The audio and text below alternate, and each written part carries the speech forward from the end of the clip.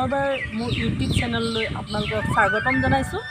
আজি আমি আহিছোঁ বৰবাম হাতীমৰা গুলুকা বাবা থানলৈ, যি ঐতিহ্য সম্পন্ন ঐশ্বৰিক শক্তি সম্পন্ন আমাৰ এয়া মন্দিৰ। আহকচোন আমি গুলুকা বাবা মন্দিৰৰ ভিতৰৰ যিখিনি আমাৰ দৃশ্য আছে সেইখিনি আপোনালোকক দেখুৱাবলৈ মই ওলাইছোঁ। এয়া হৈছে আমাৰ গুলুকা বাবা মন্দিৰৰ এয়া প্ৰথম দুৱাৰ।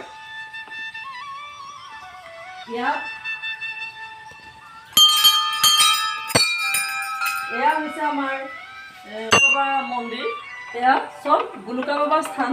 শ্ৰী শ্ৰী দবয়নদ দেৱ সত্ৰাধিকাৰ গোস্বামী আহতগুৰি সত্ৰ মাজুলী আহতগুৰি, তেখেতৰ স্মৃতিত এই প্ৰতিষ্ঠা হৈছে এই আমাৰ গুলুকা বাবা থান। এয়া চব তেখেতৰ ভিতৰৰ এয়া হৈছে আসন। এয়া আসন, ইয়াতে তেখেতৰ যিখিনি ঐশ্বৰিক শক্তি আছে সেইখিনি সম্পূৰ্ণ ইয়াত বিৰাজমান হৈ আছে। আৰু এই মন্দিৰভাগ যদিও দেখিবলৈ আওপুৰণি নিচিনা লাগিছে, কিন্তু সঁচাকৈয়ে এক ঐশ্বৰিক আৰু মাহাত্ম্য সম্পন্ন।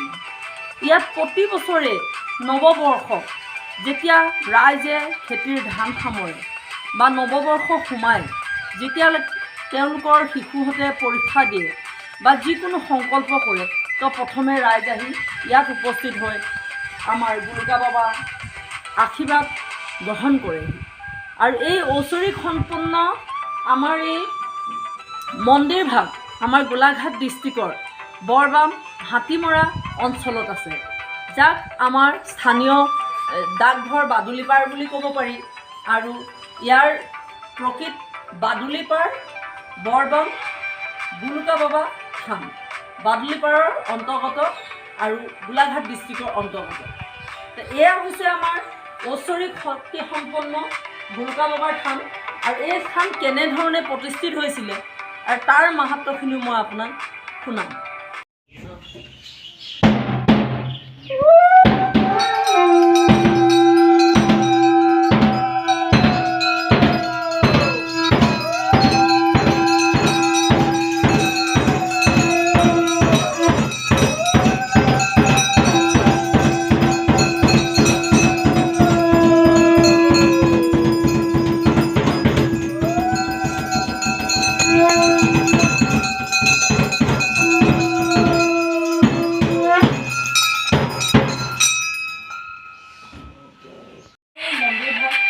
কেনেধৰণে ইয়াত প্ৰতিষ্ঠিত হৈছিল সেই বিষয়ে আমি অকণমান আমাৰ এই মন্দিৰভাগেই ঐতিহ্যপূৰ্ণ মন্দিৰ।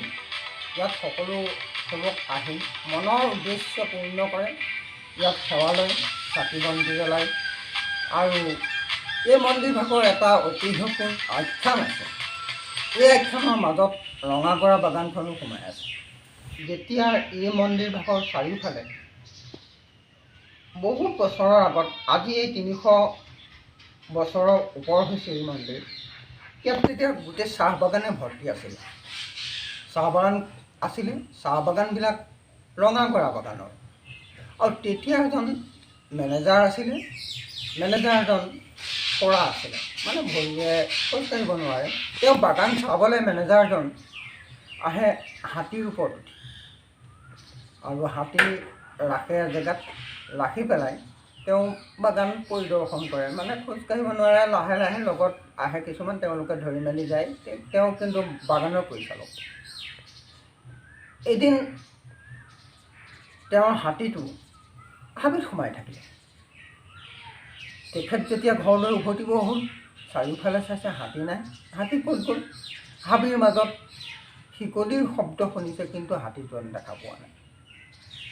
তেওঁ বৰ আচৰিত হ'ল যে সদায় থকা হাতী কি হ'ল, আজি ক'ত গ'ল? চাৰিওপিনে তেওঁৰ লগত অহা চিপাহীবিলাকেও চালে, ক'তো একো দেখা নাপালে। তেওঁলোক সময় নিৰ্দিষ্ট উকলি যোৱাত তেখেতসকল ঘৰলৈ আকৌ উভতি গুচি গ'ল। হাতী ইয়াতে আছে, কিন্তু তেওঁলোকে দেখা নাপালে। গৈ গৈ গৈ গৈ তেওঁলোকৰ নিজৰ স্থান পালেগৈ। স্থান পাই পৰিচালকজনে ৰাতি সপোন দেখিলে, আৰু সপোনত ক'লে যে মই তোমাৰ হাতী ৰাখি থৈছোঁ, তুমি মোক ইয়াত মন্দিৰ নিৰ্মাণ কৰা, তেতিয়া তোমাৰ হাতী মই ঘূৰাই দিম, তুমি ফ্ৰী পাবা। তেওঁ তেতিয়া ৰাতিয়ে সংকল্পবদ্ধ আৰু ৰাতিপুৱাৰ লগে লগে সকলোকে লৈ আহিলে, আনি পেলাই ইয়াত এটা খুঁটা স্থাপন কৰিলে। খুঁটাটো স্থাপন কৰাৰ পিছত তেওঁলোক গুচি গ'ল। হাতী গৈ ঘৰ পালেগৈ। তেওঁ আচৰিত হ'ল আৰু খুঁটাৰ পিছতেও তেওঁলোকে মন্দিৰ আৰম্ভ কৰিবলৈ দৈনিক লাগি গ'ল। হৈ আহিলে ক্ৰমান্বয়ে, মন্দিৰ হৈ আহিলে। আৰু এটা কথা সুধিব খুজিছোঁ, হয়, এই মন্দিৰ ভাগ যে আমাৰ স্থাপন হৈছিলে, হয়, তো ইয়াত শ্ৰী শ্ৰী চন্দ্ৰবায়ন দেৱ সত্ৰাধিকাৰ আছে, গোস্বামী তেখেতৰ আছে। ৰহস্যটো আপোনাৰ মুখেৰে অকণ জান। তেখেত ব্ৰিটিছৰ দিনৰ মানুহ আছিলে। আহত মাজুলী সত্ৰৰ আহতগুৰি শ্ৰী শ্ৰী আমাৰ গুৰু চন্দ্ৰবায়ন দেৱ গোস্বামী সত্ৰাধিকাৰ। তেখেত নাৱত আহিলে তেওঁ ভ্ৰমণ কৰিবৰ কাৰণে তেওঁ শিষবিলাকৰ ঘৰে ঘৰে যায় আৰু নাৱত আহি ইয়াতে বাহৰ পাতেহি। তেওঁ থাকিলে, তেওঁ থাকে। এদিন তেওঁ হঠাৎ পৰলোক প্ৰাপ্তি ঘটিলে। অকস্মাত পৰলোক প্ৰাপ্তি ঘটিলে মানে কোনেও কিন্তু দেখা নাপালে। তেওঁ অন্তৰ্ধান হ'ল।